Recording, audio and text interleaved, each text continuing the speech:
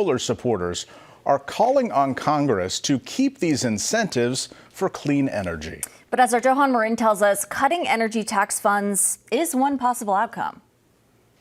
The light in the sky keeps the lights on inside at Wine, Beer, and Spirits. We've got approximately 250 panels. Solar panels convert the sun's energy into electricity at 4 of Aaron Conan's 5 stores, including this one in Omaha. The system was installed in May, which is when utility bills typically creep up with air conditioning, and we saw an immediate reduction in our utility bill.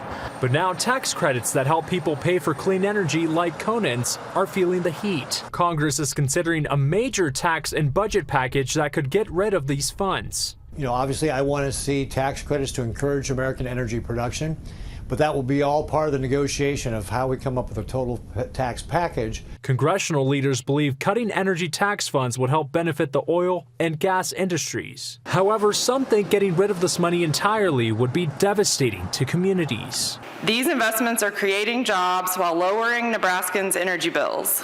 If federal energy tax credits are repealed, energy bills for families are projected to increase around $152 a year, and business energy costs to rise around 13% a year. 21 House Republicans also publicly defended the clean energy tax credits, including Representative Don Bacon. For Conan, he believes preserving isn't just good for the people, but the environment. I'm passionate about trying to do the right thing for the environment.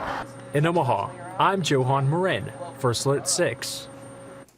Congress is expected to make a decision on those energy tax funds in the coming weeks.